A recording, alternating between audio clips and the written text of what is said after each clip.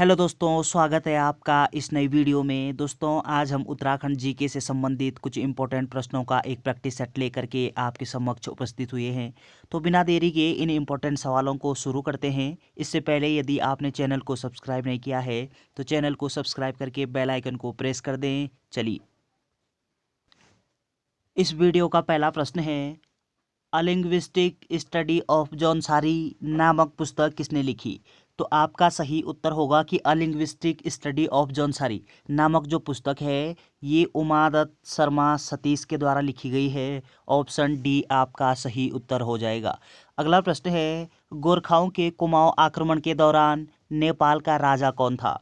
तो आपका सही उत्तर होगा कि उस समय नेपाल के जो राजा थे वो आपका रण बहादुर शाह हो जाएगा। ऑप्शन डी आपका सही उत्तर दिया गया है। अगला प्रश्न है कि जुआनगांज द्वारा अपनी यात्रा में वर्णित गोबिसाण का वर्तमान नाम क्या है? तो गोबिसाण को हम वर्तमान समय में किस नाम से जानते हैं? आपका सही उत्तर होगा काशीपुर का प्राचीन नाम है गोबिसाण। ऑप्शन बी आपका सही उत्तर दिया गया है। अगला प्रश्न है, उत्तराखंड के कुमाऊं क्षेत्र में बालेश्वर मंदिर और बावरी कहाँ स्थित है? तो आपका सही उत्तर होगा कि कुमाऊं क्षेत्र में बालेश्वर मंदिर और बावरी ये आपके चंपावत में अवस्थित है। ऑप्शन बी आपका सही उत्तर हो जाएगा। अगला प्रश्न है, कीर्ति हिमनद किस जिले में स्थित है? तो कीर्ति नामक जो ग्लेशियर है ये किस जिले में पड़ता है? आपका सही उत्तर होगा कि ये जो कीर्ति ग्लेशियर ये उत्तरकाशी में अवस्थित है। ऑप्शन डी आपका सही उत्तर दिया गया है। अगला पॉइंट आपको क्या ध्यान रखना है कि कीर्ति नगर ये कहाँ पे पड़ता है, तब आपका सही उत्तर टिहरी गढ़वाल हो जाएगा। अगला प्रश्न है कि जेलांग पर्वत शिखर किस जिले में स्थित है? तो जेलांग पर्वत शिखर पूछा गया है आपसे, तो आपका सही उत्तर होगा कि जेलांग पर्वत शिखर ये भी उत्तरकाशी जनपद में अवस्थित है। ऑप्शन डी आपका सही उत्तर हो जाएगा। अगला प्रश्न है, देहरादून के चित्रकार जिन्हें पद्म विभूषण से सम्मानित किया गया था उनका नाम क्या था? आपका सही उत्तर होगा कि सुधीर रंजन कस्तगीर। ऑप्शन डी आपका सही उत्तर हो जाएगा।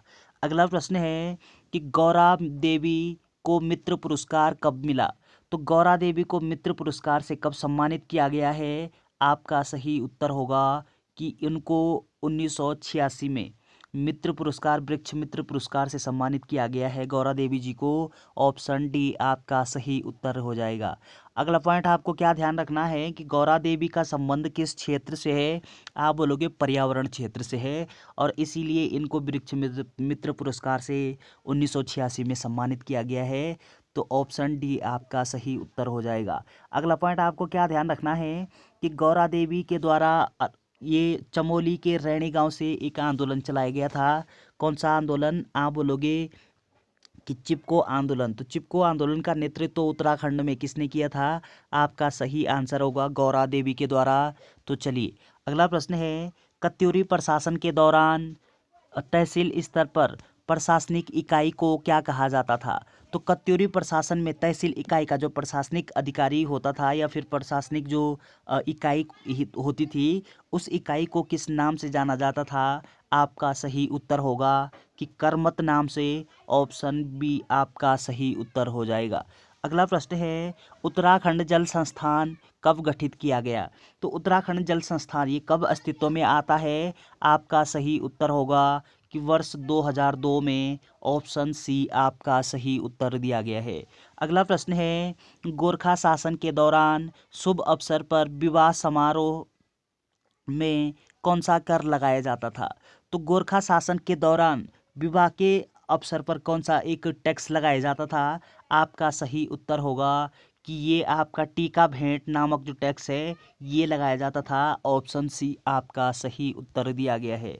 अगला प्रश्न है, सोमचंद के आगमन के समय निम्नलिखित में से कौन सा कुमाऊं में शासन कर रहा था? तो कुमाऊं में शासन कौन कर रहा था? आपका सही उत्तर होगा कि ये ब्रह्मदेव कर रहे थे। ऑप्शन बी आपका सही उत्तर दिया गया है।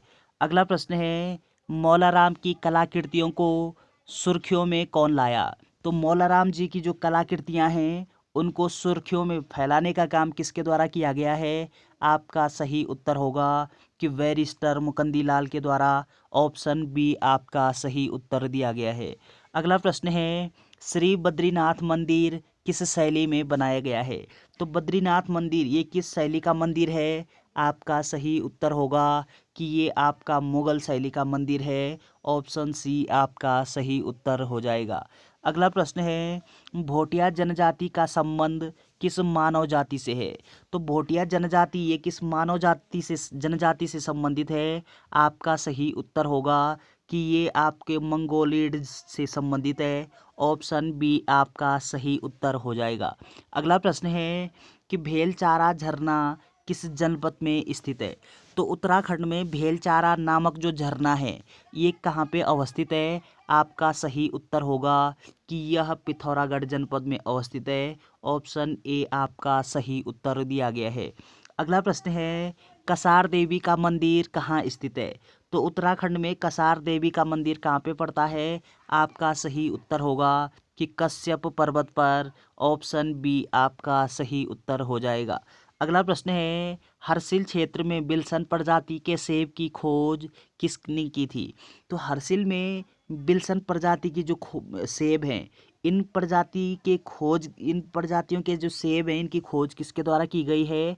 आपका सही उत्तर होगा कि ये फ्रेडरिक विल्सन के द्वारा किया गया है। ऑप्शन ए आपका सही उत्तर दिया गया है।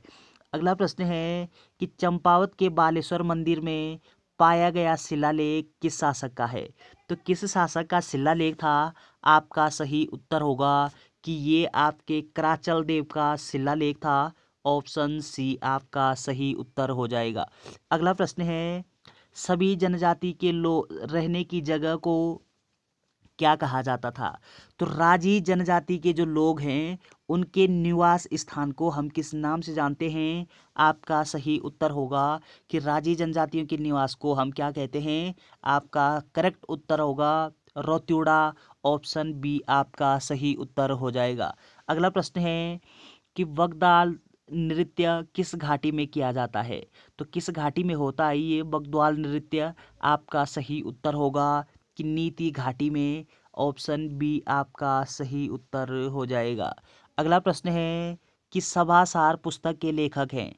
तो सभासार नामक जो पुस्तक है ये किसके द्वारा लिखी गई पुस्तक है? आपका सही उत्तर होगा कि सुदर्शन शाह के द्वारा। ऑप्शन सी आपका सही उत्तर हो जाएगा।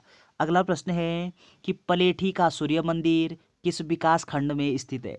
तो पलेठी का सूर्य मंदिर ये कहाँ पे पड़ता है, किस जनपद में है? आपका आंसर होगा कि ये जो पलेठी का सूर्य मंदिर है ये आपके टिहरी में पड़ता है। और टिहरी के किस विकास खंड के अंतर्गत आता है पलेठी का सूर्य मंदिर? आपका सही उत्तर होगा देवप्रयाग। ऑप्शन ए आपका सही उत्तर हो जाएगा।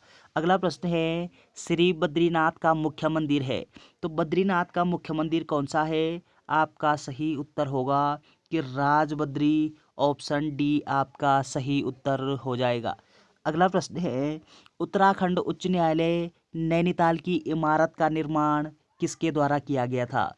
तो उत्तराखंड का जो उच्च न्यायालय है वो नैनीताल में अवस्थित है। और जिस भवन में नैनीताल में हमारा उच्च न्यायालय अवस्थित है उस भवन का निर्माण किसके द्वारा किया गया है? आपका सही उत्तर होगा कि सेंटोनी मैकडोनाल्ड के द्वारा किया गया है। ऑप्शन ए आपका सही उत्तर हो जाएगा। अगला प्रश्न है कि रांची स्टेडियम किस जिले में स्थित है? तो रांची स्टेडियम ये किस जनपद में अवस्थित है? आपका सही उत्तर होगा कि ये पौड़ी गढ़वाल में अवस्थित है। ऑप्शन सी आपका सही उत्तर हो जाएगा। अगला प्रश्न है कि टिहरी शासन में पौनी टूटी किस प्रकार का कर था? तो पौन टूटी या पौनी टूटी ये एक प्रकार का टैक्स था, एक प्रकार का कर था। तो किस प्रकार का कर था? आपका सही उत्तर होगा कि यह आयात निर्यात कर था पौन टूटी। ऑप्शन सी आपका सही उत्तर हो जाएगा। अगला प्रश्न है कि मद महेश्वर में भगवान शिव की मूर्ति के किस हिस्से की पूजा की जाती है? तो किस हिस्से की पूजा की जाती है? आपका सही उत्तर होगा कि ये नाभि की पूजा होती है यहाँ पे। ऑप्शन सी आपका सही उत्तर हो जाएगा। अगला प्रश्न है कि गढ़वाल दर्शन पुस्तक के लेखक हैं। तो गढ़वाल दर्शन नामक जो पुस्तक है ये किसके द्वारा लिखी गई पुस्तक है? आपका सही उत्तर होगा कि डॉक्टर शिवानंद नौटियाल के द्वारा। ऑप्शन सी आपका सही उत्तर हो जाएगा। अगला प्रश्न है 1917 में अल्मोड़ा में कुमाऊं परिषद के पहले सत्र की अध्यक्षता किसने की थी? तो 1917 में अल्मोड़ा यानी कुमाऊं परिषद का क्या होता है? प्रथम अधिवेशन हुआ है और इस प्रथम अधिवेशन की अध्यक्षता ये किसके द्वारा की गई है? आपका सही उत्तर होगा जयदत्त जोशी के द्वारा। ऑप्शन ए आपका सही उत्तर हो जाएगा। तो चलिए दोस्तों, ये 30 इंपॉर्टेंट प्रश्न थे उत्तराखंड जीके के। वीडियो अगर आपको अच्छी लगती है तो चैनल को शेयर करना, सब्सक्राइब करना ना भूलें। Thanks for watching.